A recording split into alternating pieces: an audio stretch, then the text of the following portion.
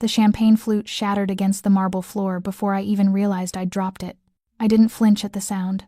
I was too focused on the words still echoing in my ears, sharp and cruel as the glass shards glittering at my feet. "You're nothing without me, Isla. You never were." Marcus stood across from me in the center of Elysium, the kind of restaurant where reservations took months, and discretion was currency. His tailored suit probably cost more than my rent. His smile was the same one that had charmed me 3 years ago, before I knew what lived beneath it. "You're making a scene," he said quietly, adjusting his cufflinks. Like I was the problem. Like I was the one who'd shown up at my celebratory dinner, the one I'd planned to commemorate my gallery's first major sale, to tell me he'd been fucking his paralegal for 6 months. "Good," I whispered. My voice shook, but I forced myself to hold his gaze.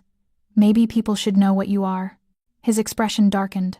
He took a step closer, lowering his voice to that dangerous register I'd learned to fear during our last months together. "Careful, Isla. You don't want to do this." My heart hammered against my ribs. The restaurant had gone quiet around us, that awful, voyeuristic silence where everyone pretends not to watch while recording every detail for later gossip. I should have walked away, should have left with whatever dignity I had left. Instead, I laughed. It came out bitter and raw. "Do what, Marcus? Tell the truth? That you're a lying, manipulative..." Enough. The word didn't come from Marcus. It came from behind me. Low, quiet, absolute. I turned. The man sitting at the table directly beside ours, close enough to have heard everything, was watching me with eyes so dark they looked black in the restaurant's amber lighting. He hadn't been there when Marcus arrived. I would have noticed. You couldn't not notice him. He was beautiful in the way dangerous things are beautiful. Sharp jaw, dark hair swept back from a face that seemed carved from marble and shadow, a black suit that fit him like a second skin, tailored to emphasize broad shoulders and a lean, powerful frame. But it was his stillness that made my breath catch.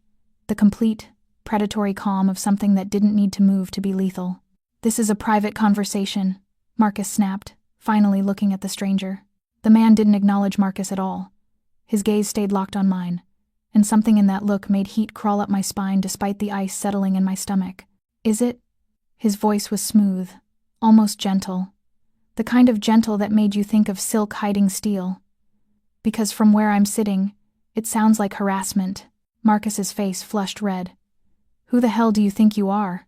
The stranger finally glanced at Marcus. Just a flick of his eyes, barely 3 seconds. But Marcus went rigid. I watched something pass between them, some silent exchange I didn't understand. Marcus's arrogance drained away like water from a broken glass. His face went pale. I was just leaving." Marcus's voice had lost all its venom. He backed away from me, nearly stumbling over his own feet. I stared.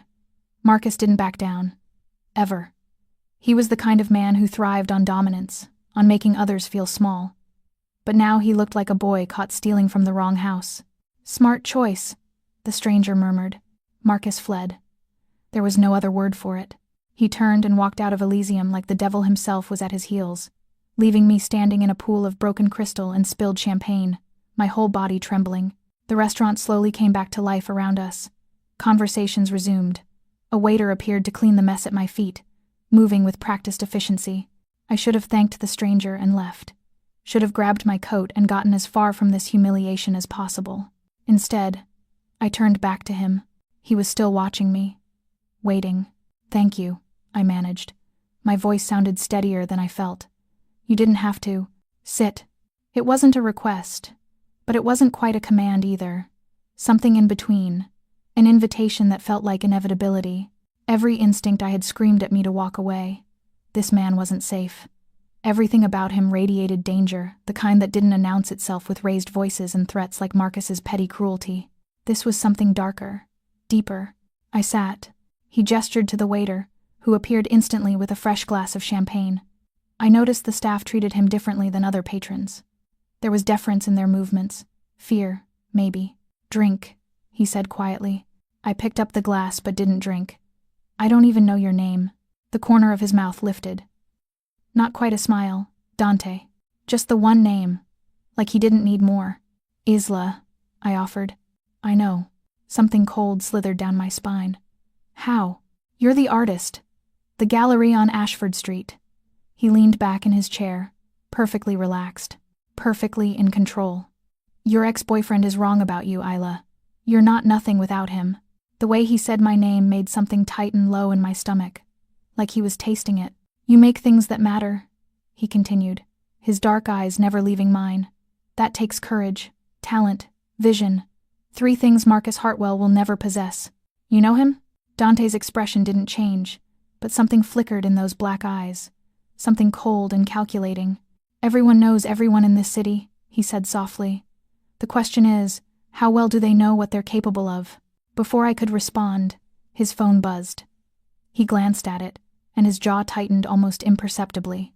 He stood, buttoning his jacket with smooth, practiced movements.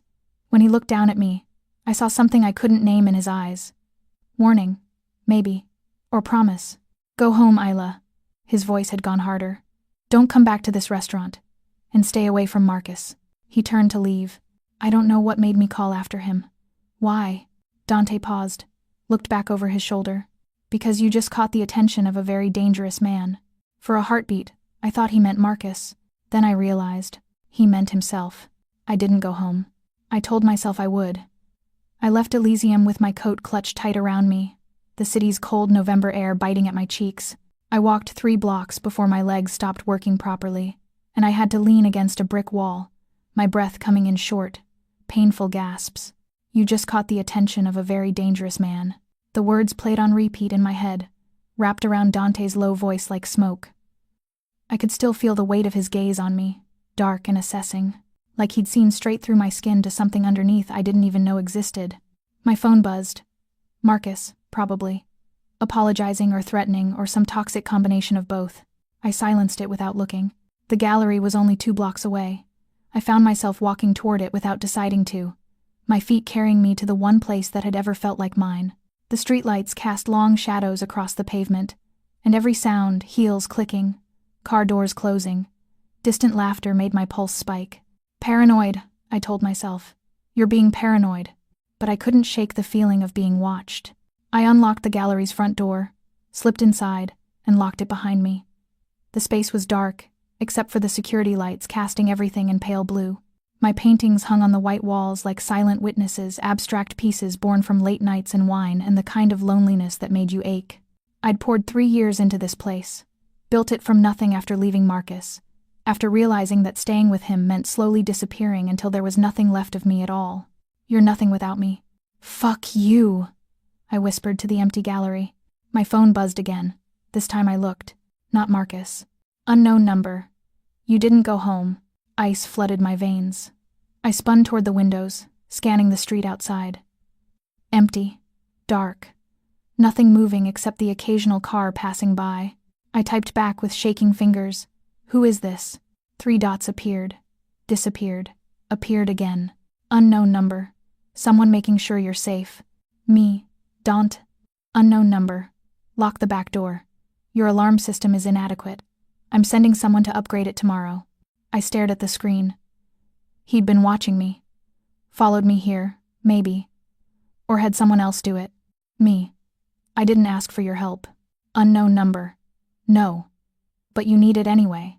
My hands trembled as I walked to the back door. It was locked. I'd checked it twice before leaving earlier. But now I tested it again, then dragged a heavy storage box in front of it for good measure. When I looked at my phone again, there was a new message. Unknown number. Better. Now go upstairs. Don't come down until morning. The gallery had a small loft apartment above it, barely more than a studio, but it was mine. I'd been living there since the split, too proud to ask anyone for help and too broke to afford anything better. Me. How do you know about the apartment? The response came immediately. Unknown number. I know everything about you, Isla. Your gallery opened 18 months ago. You sold your first major piece last week to the Brennan estate, $47,000. You take the 6 train to Soho every Thursday to visit suppliers. You drink black coffee with too much sugar, and you haven't slept more than 4 hours a night since Marcus showed up at your opening last month. My blood ran cold. This wasn't casual observation. This was surveillance. Me. This is insane. You need to stop. Unknown number. I will. Once you're no longer in danger. Me. What danger? Marcus is an asshole, not a criminal. The typing indicator appeared for a long time. When his response finally came, It was just 2 words. Unknown number. He's both. I sank onto the bottom step of the stairs leading to my apartment, my legs too weak to carry me further. The gallery felt too big suddenly, too exposed, all those windows facing the street. Me. What does that mean? Unknown number. It means Marcus Hartwell works for people who don't forgive mistakes. It means he's been using your gallery to move money. And it means when I humiliated him tonight, I painted a target on both of you. The phone slipped from my fingers and clattered on the wooden floor. No, that wasn't possible. Marcus was a corporate lawyer. Arrogant, cruel, narcissistic, but not a criminal. Not someone involved in whatever dark world Dante clearly inhabited. I forced myself to pick up the phone. Me, you're lying. Unknown number. Check your gallery's financial records. Look at the deposits from Hartwell and Associates. They're not for your art, Isla. They're investments, dirty money being cleaned through your business. My stomach turned. I thought about the deposits Marcus had insisted on making during our relationship. Supporting your dream, he'd called it. I'd been so desperate to believe in him, in us, that I hadn't questioned it. Me, if this is true, why are you telling me? Unknown number, because I'm the lesser evil. Me, how am I supposed to believe that? Unknown number, you're not, but you're smart enough to know when you're out of your depth. I wanted to argue. Wanted to tell him I didn't need some mysterious stranger playing protector, that I could handle my own problems, but my hands were still shaking, and I couldn't stop thinking about the look on Marcus's face when he'd seen Dante, pure, undiluted fear. Me, what do you want from me? The response took longer this time. When it came, it made my heart skip. Unknown number, tomorrow night. Dante's, 8 p.m. I'll explain everything. Me, and if I don't come? Unknown number. Then Marcus's people will find you first, and you won't like what they do to loose ends. I stared at the message until the screen went dark. Outside, a car engine started. I rushed to the window in time to see a black Mercedes pull away from the curb across the street. The windows were tinted too dark to see inside, but I knew he'd been there the whole time, watching, waiting, protecting me from something I didn't even understand yet. I climbed the stairs to my apartment and locked the door behind me. Sleep felt impossible, but I lay down anyway, still fully dressed, my phone clutched in one hand. At 3 a.m., it buzzed one last time. Unknown number. Sleep. Isla, you're safe tonight. I promise. And somehow, impossibly, insanely, I believed him. I spent the day excavating my own life like an archaeologist, searching for evidence of a crime I hadn't known I'd committed. The financial records spread across my gallery desk told a story I didn't want to believe. Deposits from Hartwell and Associates, always round numbers, always just under the reporting threshold, always labeled as art consultation fees or collection investments. Except Marcus had never bought a single piece. My coffee had gone cold hours ago. The November sun slanted through the windows at an angle that meant it was late afternoon, which meant I had less than 4 hours before I was supposed to meet Dante. If I went, I still hadn't decided. My phone rang. Not a text this time, an actual call. Unknown number. I answered without thinking. Hello? You've been staring at those records for 6 hours. Dante's voice was quieter than I remembered, almost gentle. You need to eat something. I stood up so fast my chair scraped against the floor. Are you watching me right now? Yes. The casual admission made my breath catch. I moved to the window, scanning the street. Pedestrians, parked cars, a flower shop across the way. Nothing obvious. Where are you? Does it matter? There was something almost amused in his tone. You're angry. That's good. Anger will keep you sharp. I'm not your project, I said, hating how my voice shook. I'm not some damsel you get to surveil and protect without permission. No. His voice dropped lower. You're a woman who's been used as an unwitting accomplice to money laundering, which makes you both a witness and a liability. Permission stopped being relevant when Marcus made you a target. I pressed my forehead against the cool glass. How do I know you're not lying? That this isn't some elaborate con? Silence stretched between us. When he spoke again, something had shifted in his tone, something raw underneath the control. Because I could have let them come for you already. I didn't. Who's them? The Volkov family. Russian bratva operating out of Brighton Beach. Marcus has been laundering their money through various small businesses, yours included. When I embarrassed him last night, he went crying to his handlers. They don't like attention, Isla. And right now, you're very visible. My legs felt weak. I sank back into my chair. What do they want? To tie up loose ends. You can identify Marcus. You have access to records. You're a problem. So would I just disappear? Give up everything I've built? No. The word was sharp. Final. You come work for me. I laughed. It came out slightly hysterical. Work for you? Doing what? What you do best. Your art. Your gallery. But under my protection. My name on the paperwork. My people handling security. He paused. My enemies. Knowing that touching you means war. And the catch? You belong to me. The words sent heat crawling up my spine despite their obvious danger. I don't belong to anyone. Then rephrase it. His voice had gone soft again. Dangerous. You accept my protection. You let me keep you alive. And in return, you give me something I need. Which is legitimacy. I frowned. I don't understand. I own half this city, Isla. Restaurants, real estate, shipping companies. All profitable. All legal on paper. But people know what I am. They know my family's history. Having someone like you, an artist, a respected member of the community operating under my umbrella changes that narrative. So I'm a prop. You're an investment. Something shifted in his voice. And maybe something more, if you're brave enough. My heart hammered against my ribs. I'm not interested in being some mobster's trophy. Good. I don't need a trophy. The line went quiet for a moment. When he spoke again, his voice was barely above a whisper. 8 p.m., Isla. Dante's. Come see what you're really afraid of. And if I don't, then I'll send someone to collect you. Because one way or another, you're not spending tonight alone in that gallery with broken locks and windows anyone could break. The line went dead. I sat there, phone pressed to my ear, listening to silence. He was right. I was afraid. But not of him, not entirely. I was afraid of what it meant that some part of me wanted to go. Wanted to step into his world and let him wrap it around me like armor. You're nothing without me. Marcus's words echoed in my head, but Dante's replaced them. You make things that matter. I looked around my gallery. At the paintings I'd bled onto canvas. At the space I'd built with my own hands and stubborn pride. At the life I'd clawed back from Marcus's control. And I made my decision. Dante. She arrived at 8:03. Dante watched from the second-floor window of his restaurant as Isla stepped out of a taxi, her dark coat pulled tight against the November cold. She hesitated on the sidewalk, staring up at the building like she was deciding whether to run. He knew the feeling. The moment before you stepped through a door you couldn't unopen. She came, Luca said from behind him. His second-in-command sounded surprised. Of course she did. Dante moved away from the window. She's smart enough to know the difference between danger and death. And which one are you, boss? Dante didn't answer. He descended the stairs to the main dining room closed tonight, empty except for a single table set near the fireplace. Candles. Wine. The illusion of romance over the reality of negotiation.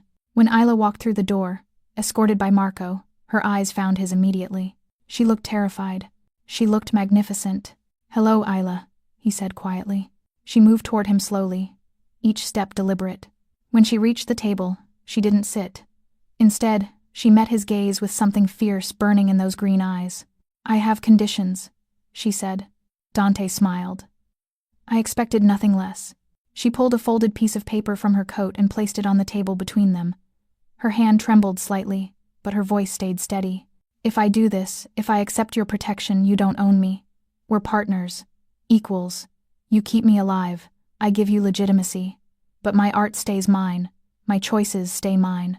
And the second I want out, you let me walk away. Dante picked up the paper. Read her handwritten terms.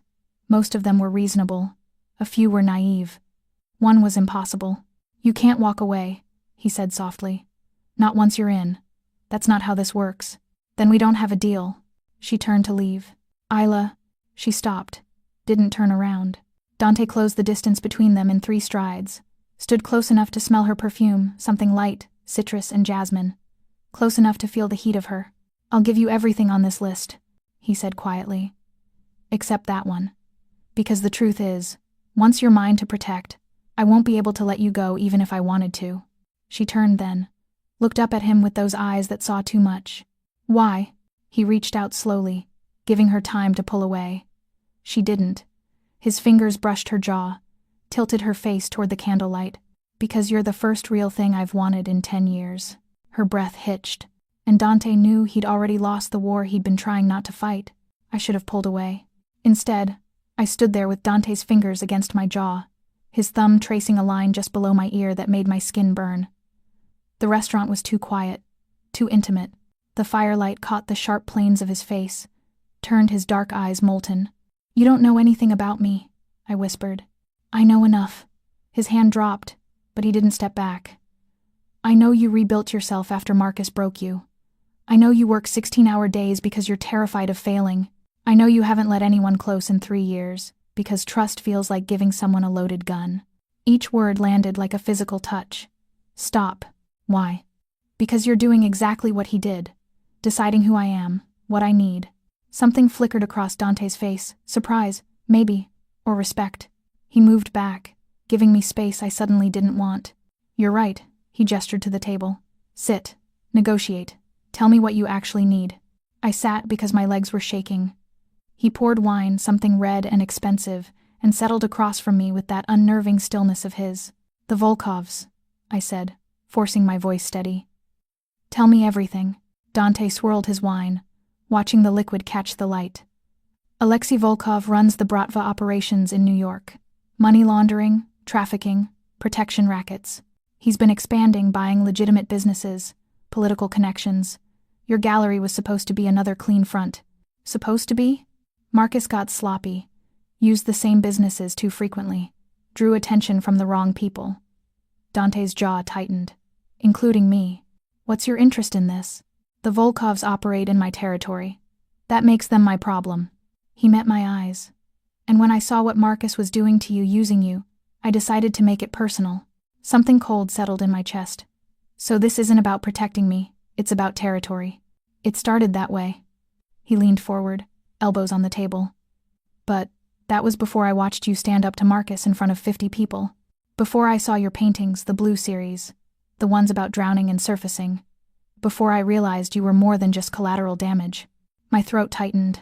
The Blue series was my most personal work. Raw grief and survival painted during the worst months after leaving Marcus. "How did you see those? They're not on display." "I have my ways." No apology in his voice. "They're extraordinary, Isla. Brutal and beautiful. The kind of art that makes you feel something real in a world full of pretty lies." I wanted to be angry about the invasion of privacy. Instead, I felt exposed, seen. "What happens now?" I asked. Dante's phone buzzed. He glanced at it, and his entire demeanor shifted, the careful control replaced by something harder, sharper. "Now we have a problem." He stood abruptly. Luca, his second-in-command, appeared from the shadows near the door. How long had he been standing there? "Sir?" "Volkov's men just hit Isla's gallery. Marco's team is engaging." The room tilted. "What?" Dante was already moving toward the door, pulling on his coat. "They're looking for the financial records. Anything that connects them to Marcus." I stumbled after him. "My paintings are insured." He turned, caught my arm. "You're not. Stay here with Luca." "Like hell." I yanked free. "That's my life in there. My work. It's also an active crime scene." His voice went low, dangerous. "You walk into that. You become a target they can identify. Is that what you want?" "I want to not be helpless." The words echoed in the empty restaurant. Dante stared at me, something unreadable flickering in his dark eyes. "Then prove you can follow orders," he said quietly. "Stay. Here, let me handle this." He left before I could argue, Luca trailing behind him. The door closed with a soft click that felt like a cell locking. I paced the restaurant, my mind racing. Everything I'd built was in that gallery. 3 years of work, my escape from Marcus, my proof that I was more than what he'd tried to make me.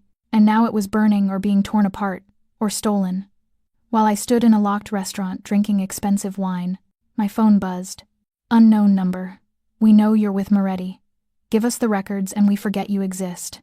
My blood ran cold. I typed back with shaking hands. "Me. I don't have them. Marcus kept everything. Unknown number. Lie to us again and we burn more than your gallery." "Me.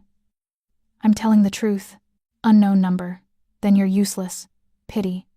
You paint so beautifully. Would hate to damage those hands." The phone slipped from my grip. I backed against the bar, my breath coming in short gasps. They knew where I was, knew I was with Dante, knew everything. The restaurant's back door opened. I spun, expecting Luca or Marco or one of Dante's men. Instead, Marcus stepped into the firelight. He looked different than he had last night. Disheveled, wild-eyed, a bruise blooming on his jaw. Isla. My name came out cracked. Desperate. Thank God. What are you doing here? I looked around for something to use as a weapon. The wine bottle. A chair. Saving you. He moved closer, hands raised. I know what you think, what Dante told you, but you don't understand. The Volkovs, they'll kill you just to hurt him. You need to come with me. Now, before he gets back. You used me. My gallery. You made me an accomplice. I protected you. His voice cracked. Everything I did was to keep you safe, to keep them from noticing you. But then you had to make that scene, had to catch his attention, and now, he ran a hand through his hair. Now they want you dead because you're Dante Moretti's latest obsession. I don't believe you. You don't have to believe me. He pulled something from his coat, a gun, small and silver. You just have to come with me. My heart stopped. Marcus, I'm sorry. And he actually looked it, broken and sorry and terrified. But I'm not dying for you, Isla. I'm not dying for anyone. Behind him, the door opened again. Dante stood silhouetted in the doorframe, his own gun already raised. Neither is she, he said softly, and fired. The gunshot was quieter than I expected. A muffled crack. Then Marcus crumpling to the floor with a cry that sounded more surprised than pained. The gun clattered from his hand, skittering across the polished wood.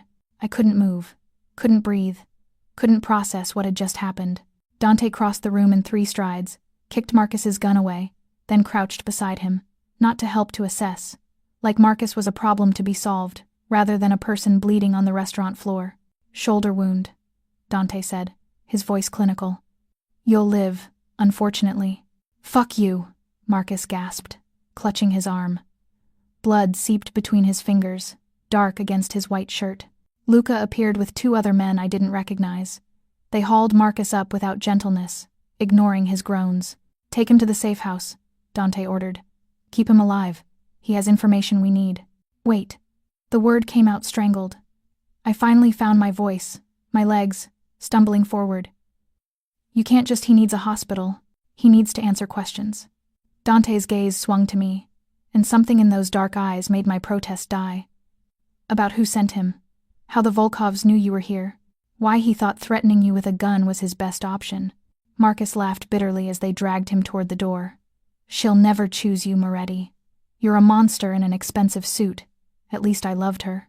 Dante moved so fast I barely saw it. His fist connected with Marcus's jaw, snapping his head back. You loved control, Dante said quietly. Not her. There's a difference. They took Marcus away. The door closed. Silence rushed in to fill the space, thick and suffocating. I stared at the blood on the floor. Small drops, not much really, but enough to prove this was real, that I'd just watched Dante shoot a man without hesitation. Isla. I couldn't look at him. Don't look at me. I said don't. My voice cracked. Don't tell me this was necessary. Don't tell me he deserved it. Don't. He was going to take you. Dante's voice had gone soft. Dangerous. He was going to deliver you to the Volkovs as a peace offering. They would have tortured you for information you don't have, then killed you. Slowly. So yes, it was necessary. I wrapped my arms around myself, suddenly freezing despite the fire still burning in the hearth. How do you know that? Because it's what I would do. He moved closer. I felt rather than saw him. If someone threatened what was mine, I'd eliminate the threat. Whatever it took. I'm not yours. No. His hand touched my shoulder, gentle despite everything. But you're under my protection now, which means anyone who tries to hurt you answers to me. I finally turned to face him. He'd holstered his gun, but I could still see the cold calculation in his eyes, the absolute certainty of violence as a tool. You're not what I thought, I whispered. No one ever is. Something flickered across his face. Regret maybe, or acceptance. Come on. We need to move you somewhere secure. My gallery is being cleaned up as we speak. Your paintings are safe. The records Marcus tried to use are gone. He guided me toward the door with a hand at the small of my back. But you can't go back there tonight. Maybe not for a while. Reality crashed over me. Where am I supposed to go? My apartment. I stopped walking. Absolutely not. It's the most secure location I have. Cameras, guards, bulletproof windows. No one gets in without my permission. I don't care if it's Fort Knox. Isla. He turned me to face him, his hands on my shoulders. I shot a man in front of you tonight. I understand that changes things. But it doesn't change the fact that the Volkovs want you dead, and I'm the only thing standing between you and that outcome. His touch burned through my coat. I could smell gunpowder and his cologne, something dark and cedar sharp. How long? My voice came out smaller than I wanted. As long as it takes to end this. That's not an answer. It's the only one I have. His jaw tightened. I'm sorry. The apology surprised me. I searched his face, looking for the cold killer who'd shot Marcus without flinching. Instead, I found something raw underneath. Something almost human. I need clothes, toiletries, my sketchbook. I'll send someone to your apartment. I'll make a list. In the car. He released me, stepped back. We need to leave. Now. The car was a black SUV with tinted windows and 2 armed men in the front seat.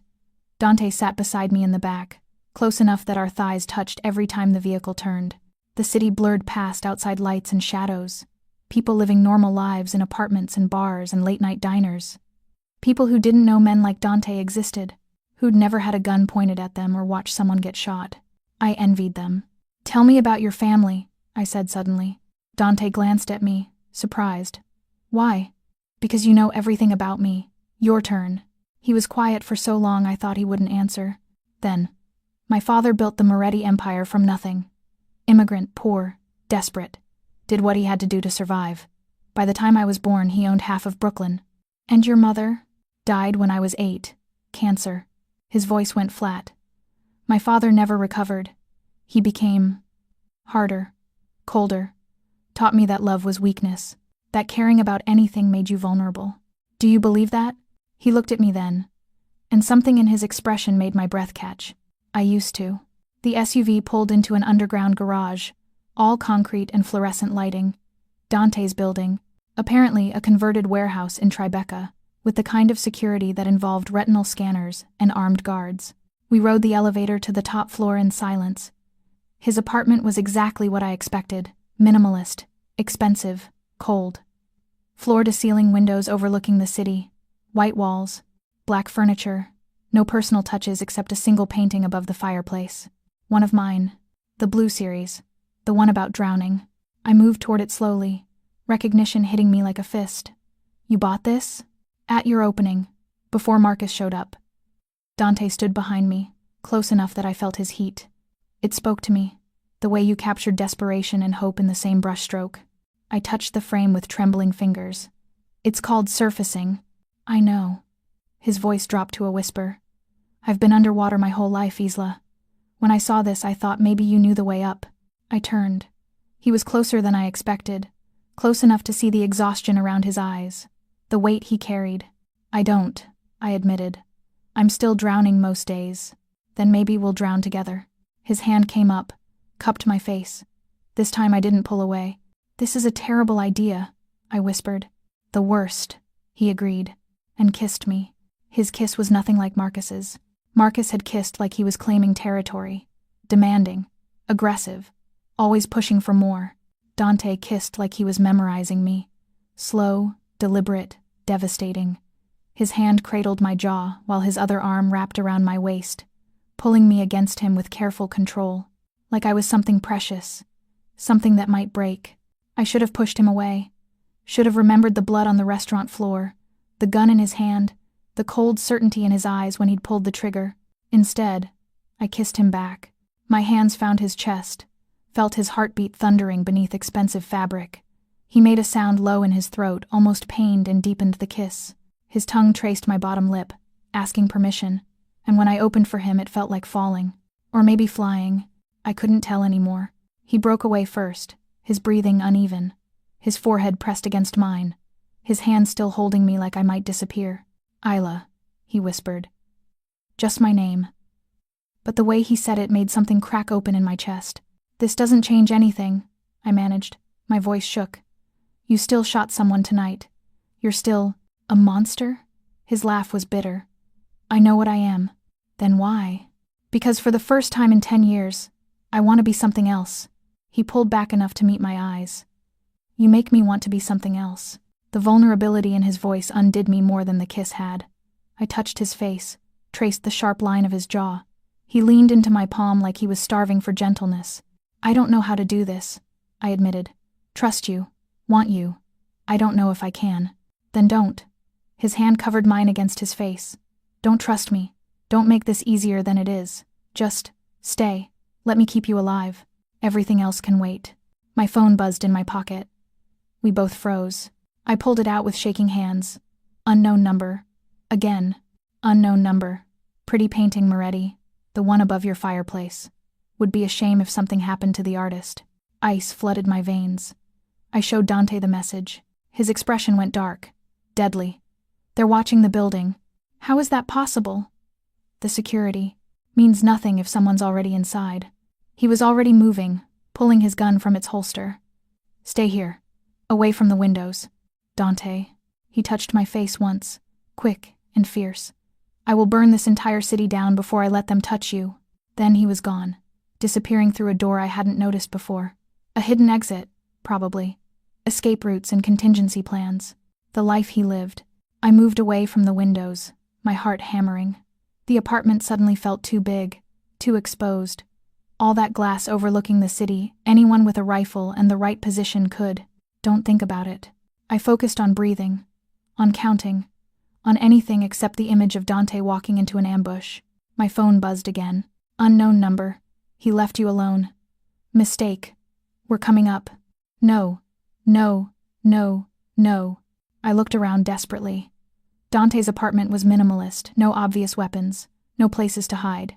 Just expensive furniture and my painting mocking me from the wall. The elevator dinged. My blood turned to ice. The elevator required a code. Retinal scan. No one should be able to.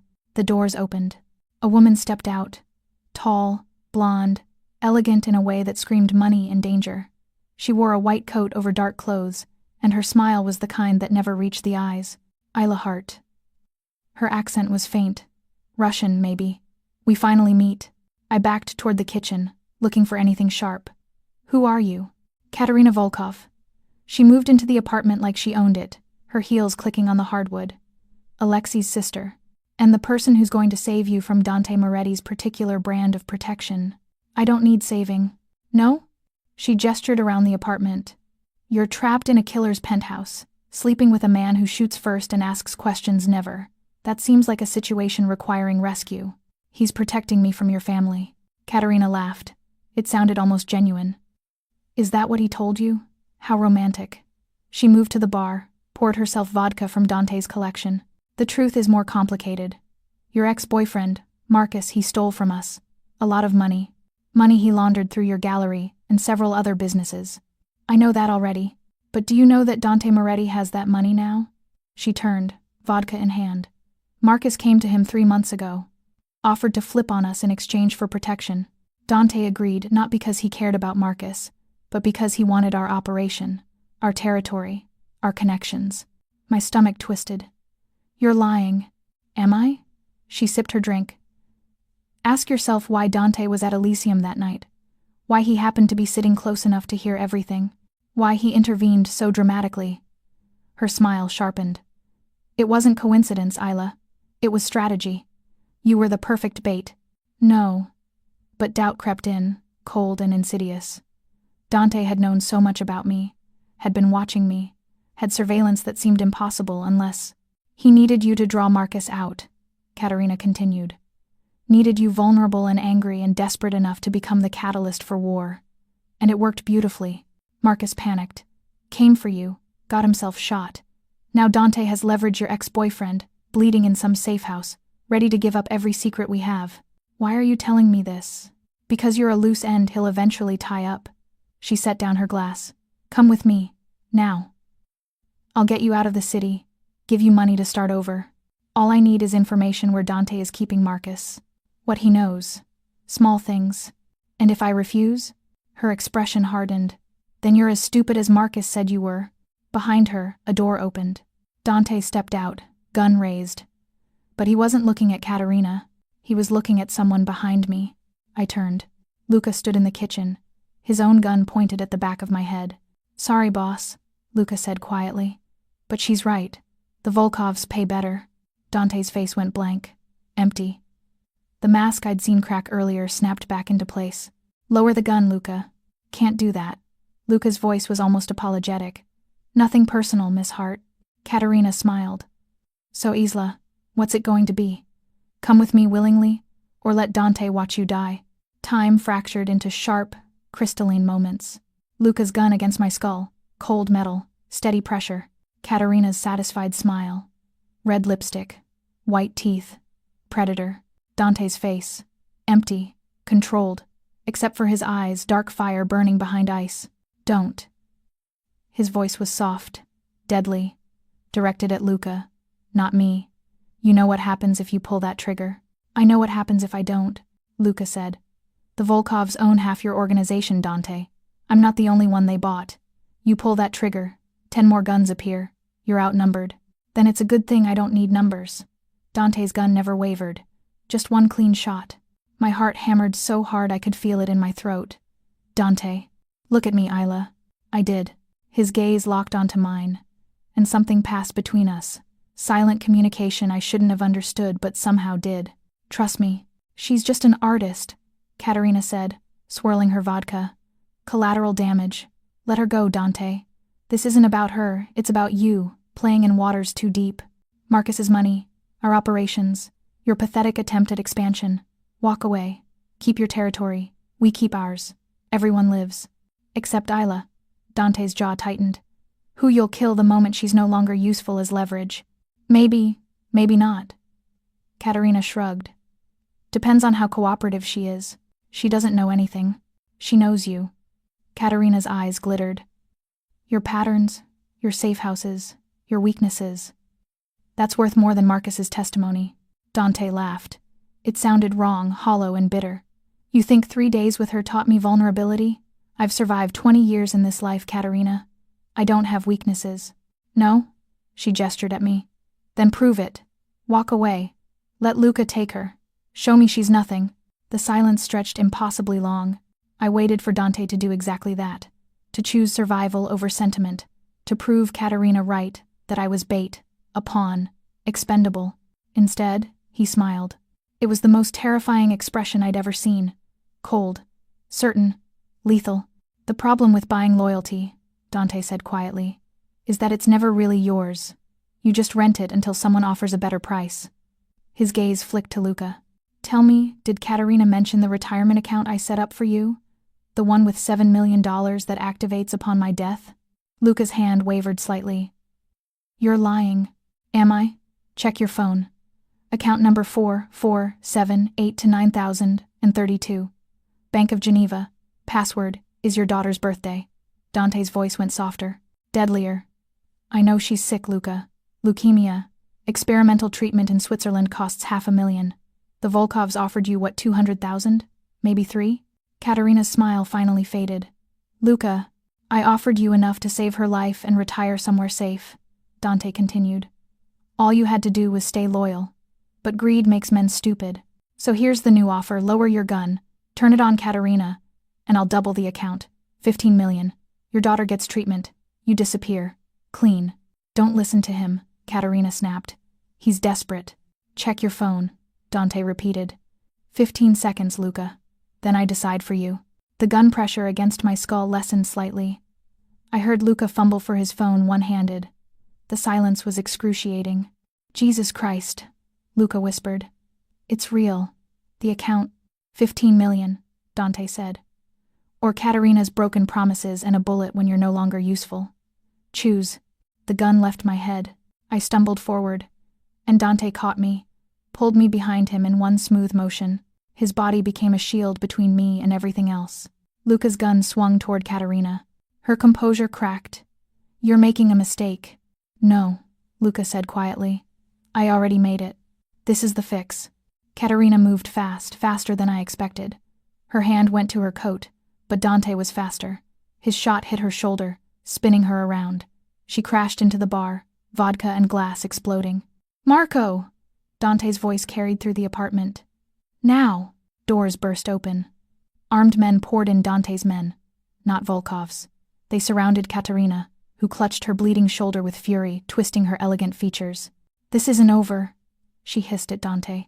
Alexei will receive his sister back in pieces if he retaliates," Dante said calmly.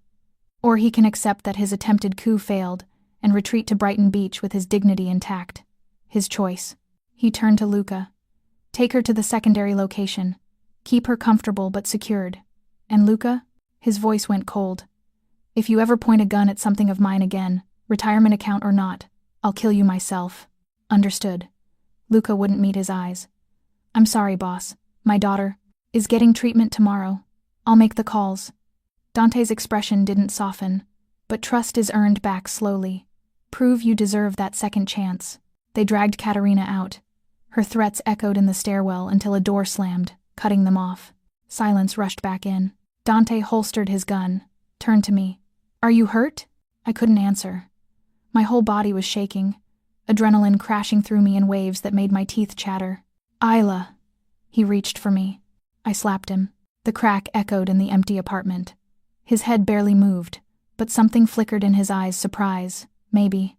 Or acceptance. "You used me." My voice broke. "Everything Katerina said, was any of it true? Did you plan this? Was I bait?" "Yes." No hesitation. No apology. At first. "At first?" I laughed hysterically. "What changed?" "You did." He touched his reddening cheek, then let his hand drop. "I meant what I said earlier. You make me want to be something else." "That wasn't strategy, Isla. That was truth. How am I supposed to believe anything you say?" "You're not." He moved to the window, stared out at the city. "You're supposed to be smart enough to see past the words to the actions. I just turned down an easy out. Could have let Katerina take you, eliminated the threat, kept my operation clean. Instead, I started a war." He turned back. "For you. I didn't ask for that. No. You asked me to keep you safe. Everything else, the cost, the consequences, that's mine to carry. I wanted to leave. To walk out of this apartment and this life, and never look back. But I couldn't stop seeing his face when Luca's gun touched my head. The absolute certainty. The cold calculation that chose me over survival. "Marcus was right," I whispered. "You are a monster." "Yes, but you're my monster now, aren't you?" Something raw crossed his face. Vulnerability he couldn't quite hide. "If you'll have me." I moved toward him. Each step felt like falling, like drowning, like surfacing. "I need to know something first," I said. "The kiss, earlier, was that strategy too?" "No." His hand came up, cupped my face. "That was the first honest thing I've done in years." "Prove it." He kissed me like the world was ending. Like I was air and he was drowning. And maybe we both were. We didn't make it to the bedroom. Dante backed me against the wall beside my painting, his mouth hot and desperate against mine. His hands were everywhere, tangled in my hair, gripping my waist, tracing the line of my throat like he was trying to prove I was real. I pulled at his shirt, buttons scattering across hardwood. My fingers found warm skin, hard muscle, scars I didn't expect. He hissed when I traced one, a jagged line across his ribs. "What happened?" I breathed against his mouth. "Knife fight. 3 years ago." His lips moved to my neck, my collarbone. Reminded me, I'm not invincible. I pushed him back enough to see his chest. More scars, bullet wounds, blade marks, a map of violence written on his skin. "You're covered in them," I whispered. "I know what I am." His voice roughened. "If you want to stop." I kissed the scar over his heart. Felt him shudder. "I'm not stopping," I said. "I'm seeing you." He made a sound low in his throat, part groan, part surrender. His hands found the hem of my shirt, and I raised my arms, let him strip it away. Cool air hit my skin. His gaze dragged over me with an intensity that made me burn. "Beautiful," he murmured. "Cristo, your..." Glass exploded behind us. Dante moved impossibly fast, tackling me to the floor as gunfire erupted. Bullets shredded the wall where I'd been standing, tore through my painting. Blue paint and canvas fragments rained down around us. "Stay down." Dante rolled, came up with his gun, returned fire through the shattered window. My ears rang. I couldn't process what was happening. One moment we'd been kissing.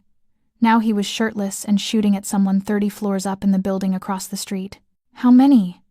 Marco's voice crackled from somewhere, an earpiece Dante must have been wearing the whole time. 2 shooters.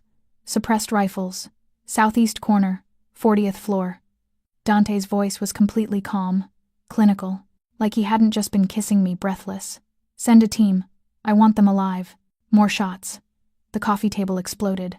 Dante grabbed my arm, hauled me toward the hidden door he'd disappeared through earlier. Move! We ran through a narrow hallway lined with security monitors.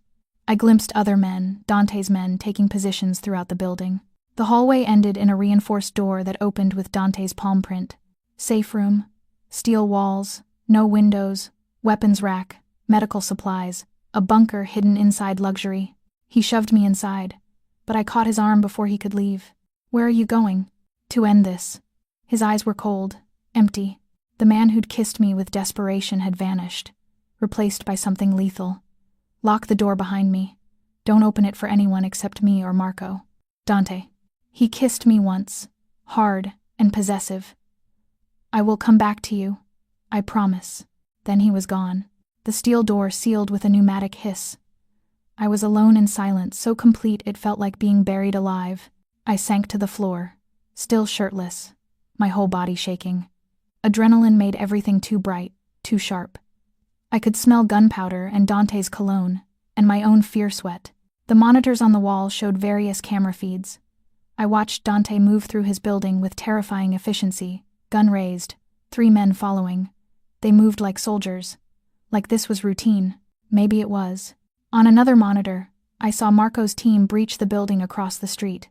Heard muffled gunfire through the walls distant, almost unreal. My phone buzzed. I'd somehow kept it through everything.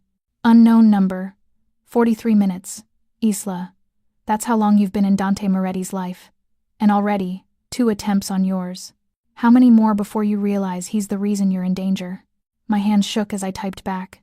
Me. Who is this? Unknown number. Someone who knows the truth. Dante didn't stumble across you at Elysium. He orchestrated everything, your fight with Marcus, the gallery attack, even Katerina's visit tonight. All designed to make you dependent on him. Grateful. Trapped. Me. You're lying. Unknown number. Am I? Ask him about the surveillance. He's been watching you for 6 months, Isla. Since before Marcus started laundering money through your gallery. Ask him why. The phone slipped from my numb fingers. 6 months. That couldn't be true. Could it? I thought about how much Dante knew.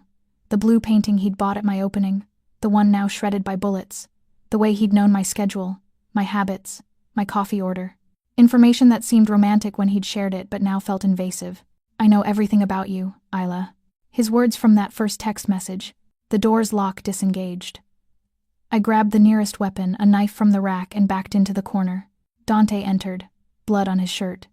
Not his, I realized. Splatter patterns across his chest and face. He looked like something from a nightmare, beautiful and terrible. It's over, he said quietly. The shooters are dead, Alexei's men, but they'll be the last. I'm sending him a message he can't ignore. What kind of message? The permanent kind. He moved toward me, stopped when he saw the knife in my hand. Isla, how long have you been watching me? His expression didn't change, but something flickered in his eyes. Guilt, maybe, or resignation. Answer me, I demanded. How long? 8 months.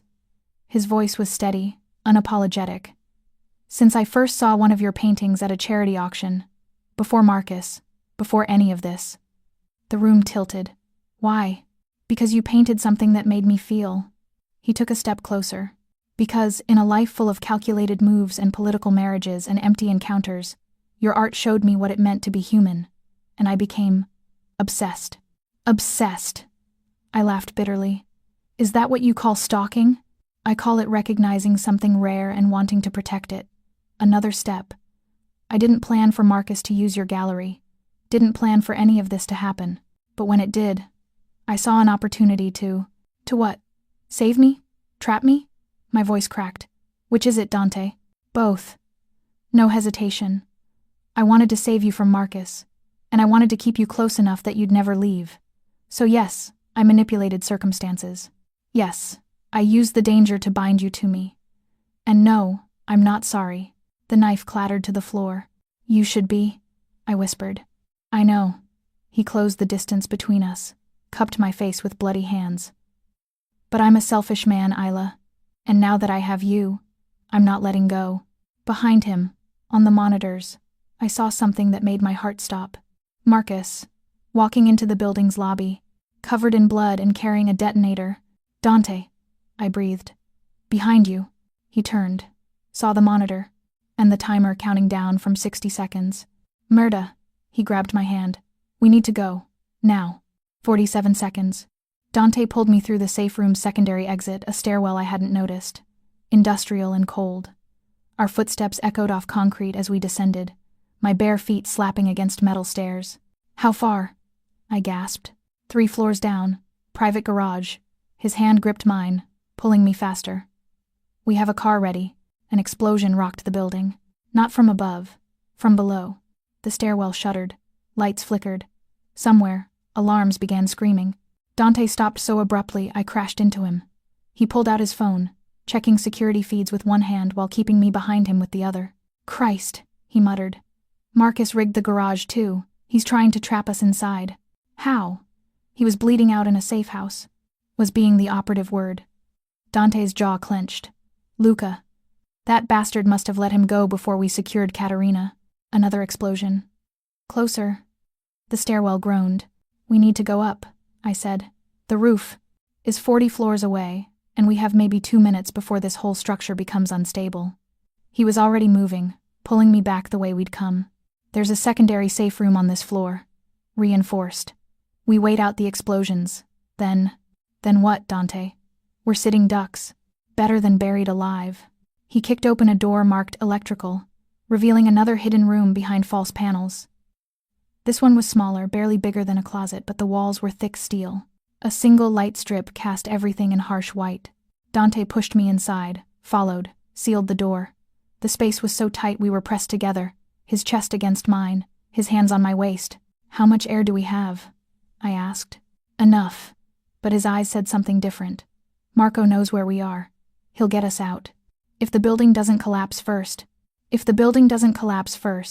He agreed quietly. We stood there in that tiny space, breathing each other's air. Blood still covered his chest. My shirt was somewhere in his apartment. The absurdity of it half naked and trapped while the building exploded around us made me want to laugh or cry or both. I'm sorry, Dante said suddenly. I looked up at him. For which part? All of it. His hand came up, traced my jaw.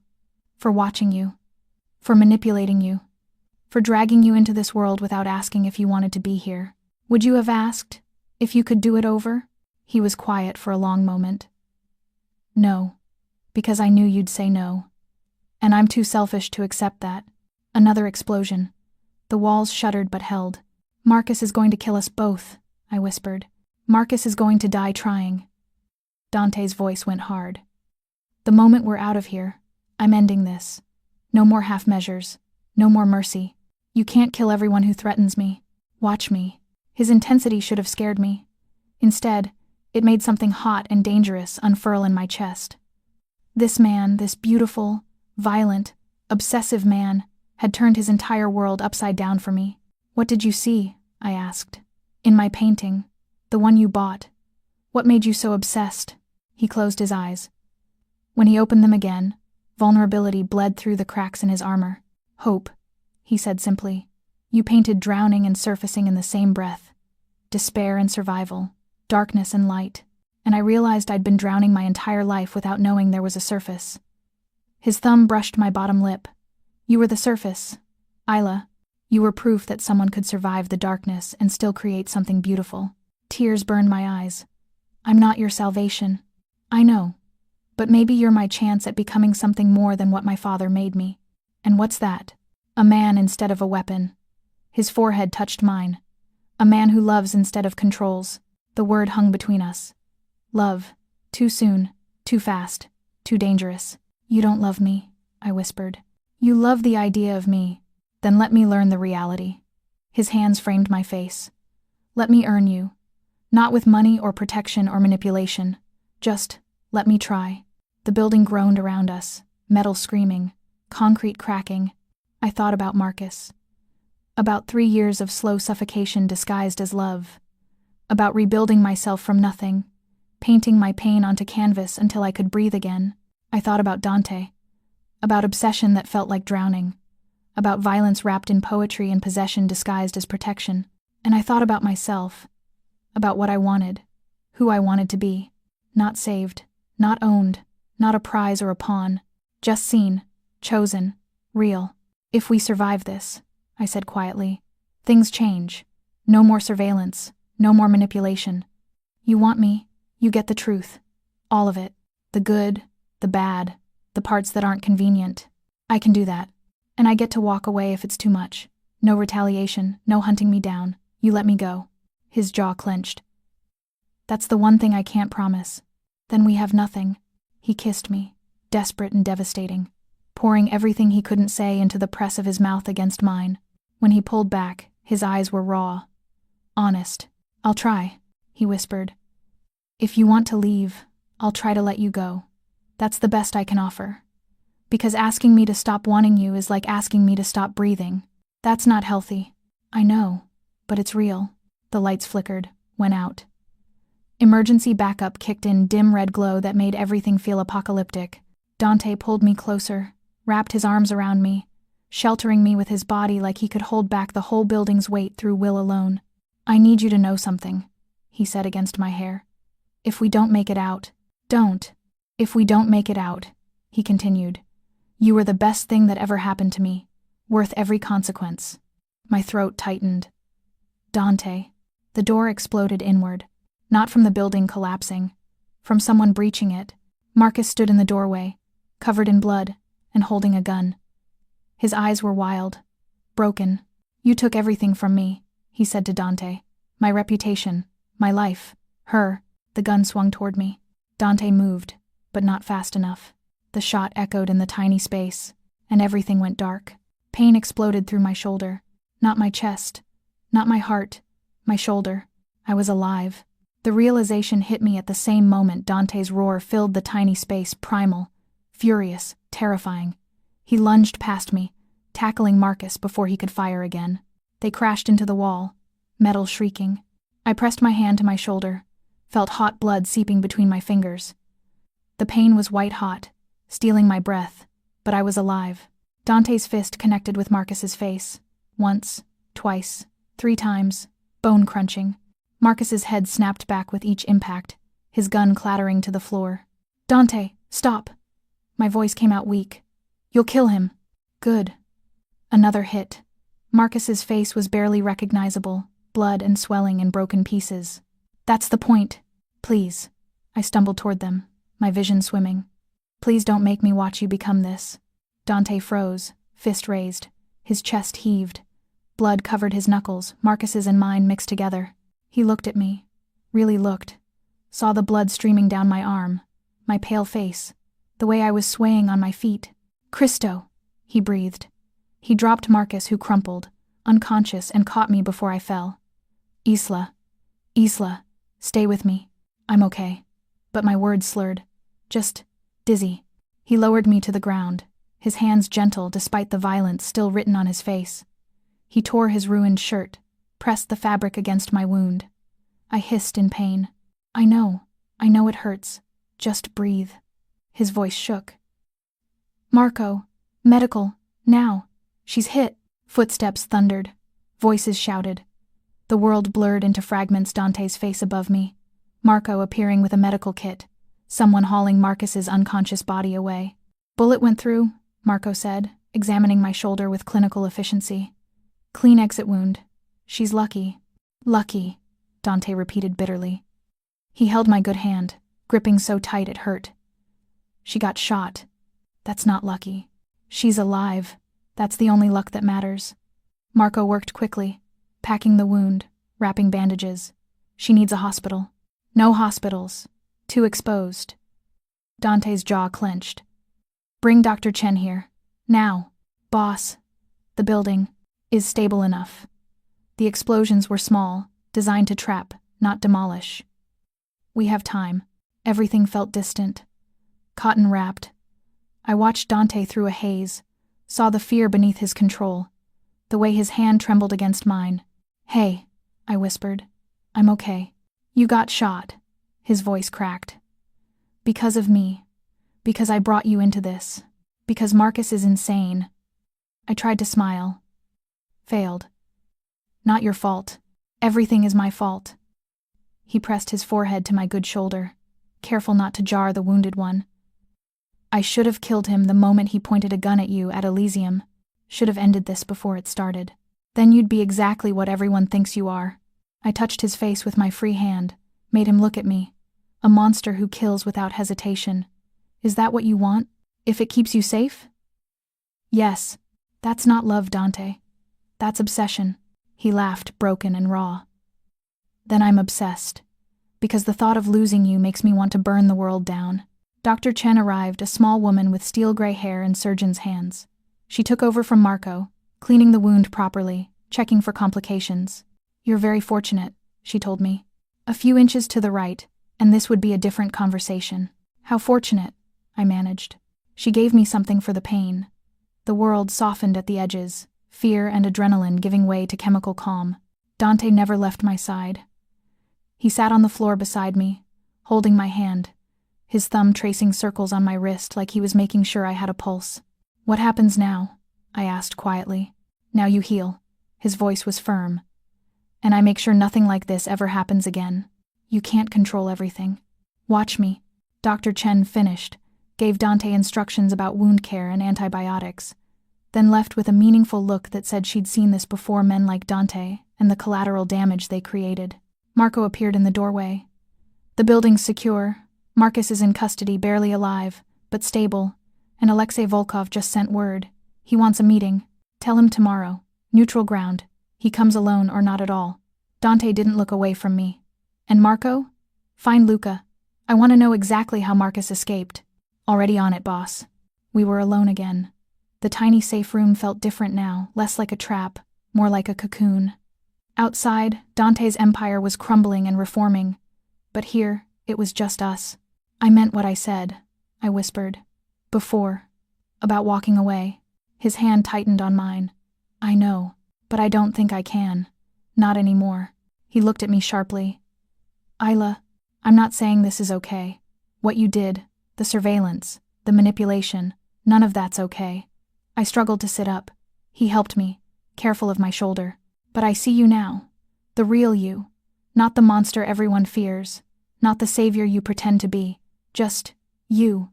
Broken and violent, and trying so damn hard to be something better. I don't deserve. Stop. I pressed my fingers to his lips. You don't get to decide what you deserve. I do. And I'm choosing this. Choosing you. Even though it's dangerous. Even though it's insane. Because for the first time in my life, I feel seen. Not controlled, not saved, just seen. Tears tracked through the blood on his face. He caught them with the back of his hand, looking almost surprised by them. You're the bravest person I've ever met, he said quietly. Or the stupidest. Both. He smiled, small and real and devastating. Definitely both. He kissed me, gentle this time, like I was something precious that might break. When he pulled back, his eyes held something I'd never seen before. Not possession, not obsession. Peace. I love you, he whispered. I know it's too soon. I know you might not feel. I'm getting there, I interrupted. Give me time. I'll give you forever. My phone buzzed. We both froze. I pulled it out with my good hand, expecting another threat. Another unknown number. Instead, it was a text from an unknown number with an attachment. A photo. Of my blue painting. The one destroyed in the shooting. Except in the photo, it was whole. Perfect. Hanging in a gallery I didn't recognize. The message below read, Unknown number.